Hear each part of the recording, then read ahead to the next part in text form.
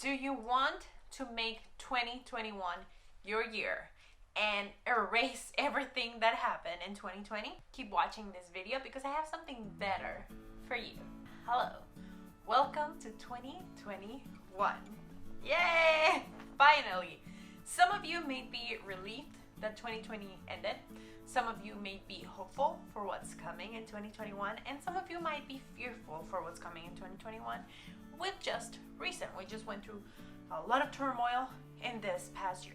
But also, there are some of us that might be just trying to get over with 2020, leave it behind, forget it ever existed, and get back to our normal lives. But I don't know if that's the way I would go about it. I think I'd rather take the lessons from 2020, apply them to next year, so I don't make the same mistakes, so I take everything I learned and I make 2021 a better year, because I don't want to repeat the same mistakes I made in 2020. So with this video, I'm going to help you recap everything that happened in 2020 to learn it and use it in the coming year. I had this thing and no one told me. Okay, bye. Hello friends, welcome to Yvonne's Corner. Welcome to a new year of Yvonne's Corner. This year, I'm going to help you to achieve your goals, to set goals, achieve them, manifest, create your best damn life this year. And I'm going to be walking with you hand in hand to guide you through this path. So are you ready to make 2021 your year? Keep on watching. I thought this year I want to create this community, and I want to help use my voice and my resources and everything I have to help you and me to create our best life and do it together, hand in hand. But I thought, instead of jumping right into creating our goals for 2021, I want to do something different. I want to start by taking inventory in 2020 and not just forgetting about it. I don't think that works, because if we forget about it and we just shove it in the drawer and don't look at it anymore, we run the risk of making the same mistakes that we made last year, or to losing the gifts that maybe 2020 gave us and we didn't realize. So I have the tips for you to take inventory, because we're gonna hit the ground running for 2021. But first, we need to take inventory of how we can make the best out of what happened in 2020 so we can bring it in the new year. So let's get started. I'm so excited because it's a new year, because why not? I'm excited. So to do this, I have a few questions that I'm going to prompt you to ask yourself, and you can journal on it, you can make a list on it, but I would suggest you journal on it. So just write down the question, pause this video or review it as many times as you need, rewind it and go back and forth, and answer these questions with me. Answer these questions that I'm going to ask you, and I'll give you time to answer them. You can go back, you can do whatever you want. I'll give you time. So let's get started. The first question that I want you to ask yourself, instead of just shoving it in the past and ignoring it, is, what have I learned this past year? What have I learned from 2020? And it could be anything. It could be the importance of friendship, the importance of community, the importance of being alone, the resilience you have being alone. Maybe you were afraid of being alone and 2020 forced you into it and you survived and you were fine. Maybe it taught you how... I'll give you my actual answers, actually, while you think of yours. So I learned the importance of love, company, team, to go within myself, that I am fully blessed. It taught me all of the blessings I have in my life, and how, even though I think, oh my God, this sucks and whatever, that I have a lot of things to be grateful for. And maybe that is what taught you. So write down, what have I learned in 2020? And it could also be, I learned a new skill. I learned whatever it is that you learned. Anything you want, write it down. Pause it, go back, write it down. Now, question number 2. What would I do differently if I could go back in 2020 and restart and learn from my mistakes? What would I do differently, knowing what I know now? And the reason why this is important is because we're starting a new year, and we don't want to make the same mistakes we made last year. So if we take those lessons, we can apply them. We don't have a second chance at 2020. We don't have a second chance at learning and fixing our mistakes in the past. But there's always tomorrow, and there's always today. So let's see, what would I do differently? I would be more in contact with my family. I would love them more. I would be more open about how I feel. I would be more proactive about my finances. I would get out of debt before it's too late. I would save money in case of emergency and in case of chaos. I would have different types of income. I would pursue my dream no matter what, because life is inconsistent anyways. What would I have done differently in 2020? Now the next question is, because there's always a balance, a good and bad. So what did I do right? What went right? And specifically what I did right. Because not everything is external. Not everything is like, well, I was lucky because of this. What I did right. I hugged my friends more. I was more in touch with my family because of this. I'm just giving you any examples. I strengthened my relationship with my partner. I became resilient, and I'm stronger, and I learned to be alone and enjoyed my alone time.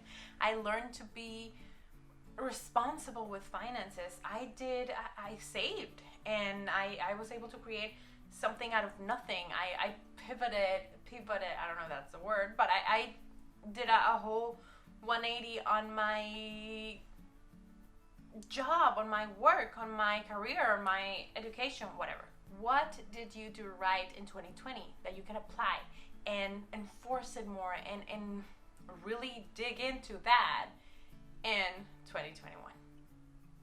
Next question, what is important to me now? I believe that if not to everyone, at least to a lot of people, a lot of us, 2020 changed our beliefs, our systems, everything, how we saw the world shifted, and especially the things that were important to us shifted. Maybe for you, what was important at some point is how you looked, your appearance, what you were wearing, your brand name handbags, or the car you drive. And then when everything shut down, you were not going anywhere, so no one can see your clothes, no one can see the brand you wear, no one can see how much money you spent on shoes because you're literally doing Zoom calls from the waist up or whatever it is. Or maybe you did work and then you value more free time, you value more finances, you value more family now. What is it that you value now? What is important to you now that everything changed from the past year? And going into the new year, what can you do to give that an important space in my life? Like, how are my actions reflecting what's important to me now? Am I still ignoring my family or whatever? I don't know. Am I still hanging out with people that are toxic? Am I still not putting boundaries? Even though it's important to me to feel safe and secure. What is it to you that is more important now? And what are you going to do? Because you can take this into consideration to writing your goals in 2021. And the very last question is, I don't think a lot of people think about this one when it comes to setting goals and to saying goodbye to the last year, but what is it that I asked in the past that unknowingly 2020 gave me? Let me break it down for you because it's a little hard to explain, but maybe 2020 gave you something that you didn't know you were asking for, or it gave it to you in a way that you didn't think. Maybe you were asking for time off, for more free time, for me time. Maybe you were exhausted and you needed a break. And 2020 gave you just that by being laid off. And I'm not saying that's a good thing, and it freaking sucks to a lot of people who are struggling, but how can you find the positive in what happened? And it's not toxic positivity, not about being blinded about what happened and how everything went wrong or whatever, or how bad things are, and just closing your eyes and hoping everything gets better. I'm not talking about that. I'm talking about what you can use, what blessing could you find in what happened, and also how you can pay more attention to what you ask and how you ask it specifically, because maybe you were asking for time off and you got it, but you were not specific enough as to how you want it. And I'm not saying that what happened in 2020 is a direct result of what you specifically asked at one time, but I am saying it's a collective result of what everyone felt. I do think everyone was exhausted. Everyone needed to breathe. I think there was a reason for everything, and you share your beliefs and I share mine. you can believe whatever you want, but maybe take this into consideration. What did you ask that in the past that 2020 unknowingly gave you? Maybe it was connection with your family, with your friends, with your lover in the same house. Maybe it was a breakthrough and a separation that you needed, that you wasn't able to do it until this whole thing happened. Maybe you needed to change jobs. Maybe you hated your career and you got laid off and now you have a fresh start. Whatever it is, I'm not being unconscious about the hardships, about that specific situation, financial situation. I know, trust me, I know, but how can you take advantage of it, and how can you learn from in the past, in the future, and how can you find something to be grateful for, even if it's a tiny little thing, for 2020, so you can bring it into 2021, change your energy, change your vibration, and you can start fresh and good instead of holding grudges and resenting what happened in the past, or the opposite, which is just looking away and trying to think it didn't happen and ignore it and hoping it will go away. None of those work. So I don't know, let me know what you think. This is what I think. These are the things that I feel like are good, like a ground level start for the new year. And to start building your goals, you need to destroy everything you have, and I think that's what 2020 did to a lot of us. Destroyed every misconception or anything that you thought was set in stone, and got erased. But now you have a blank canvas, and what you do with that, it's what's important in the next few years, in the next year, in the next days, whatever. It's your life. You have only one. And I think if 2020 taught us something, is that we have only one life, limited time, and we need to make the best out of it. So thank you so much for watching. I hope you like this video. I am going to be here with you. This year is going to be resilient, is going to be setting goals and achieving our dreams, and I'm more than ever really invested in helping you with my videos and my tips and anything I can to help you create the best life and help you create the resources you need and help you break through from your past life to your new life. And I will be here for you every step of the way. So thanks so much for watching. Give this video a like if you like this type of videos. Subscribe to my channel if you want to keep me with you in this journey, and I will see you in my next video.